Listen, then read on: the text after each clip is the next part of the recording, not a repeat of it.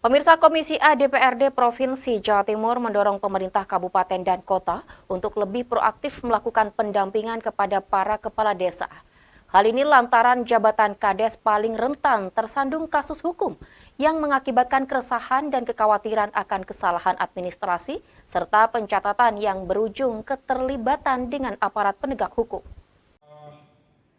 Anggota Komisi A DPRD Provinsi Jawa Timur Hari Putri Lestari atau yang akrab disapa HPL mendorong pemerintah kabupaten dan kota di Jatim termasuk Kabupaten Jember senantiasa memberi pendampingan hukum bagi para kepala desa.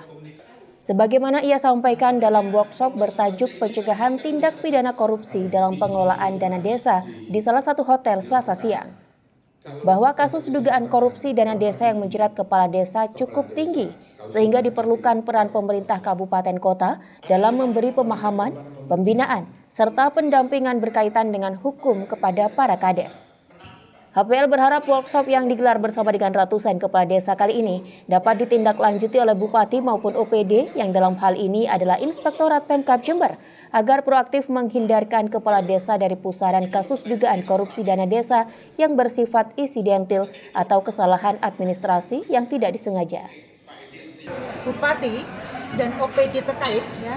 Jadi Bupati, Inspektorat, Komisi A-nya tingkat 2 ataupun Biro Hukumnya menindaklanjuti hasil pertemuan ini,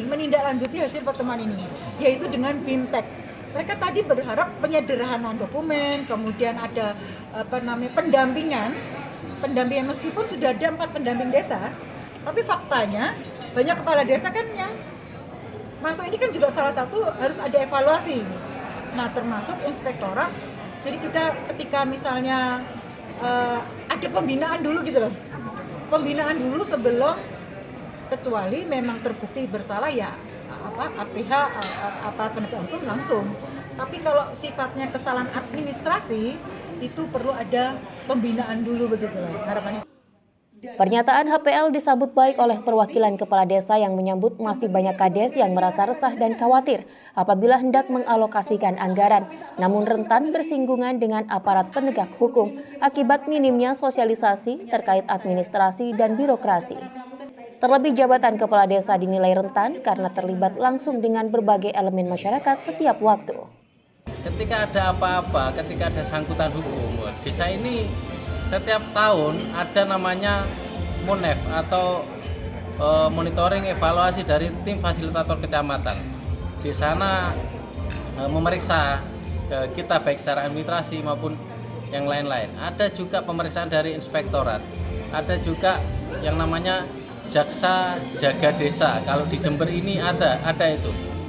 Jadi ketika ada aduan masyarakat terkait pemerintahan desa, terkait hukum, aduan masyarakat terkait korupsi, dugaan korupsi, diserahkanlah ke APIP dulu atau aparatur pengawas intern pemerintahan.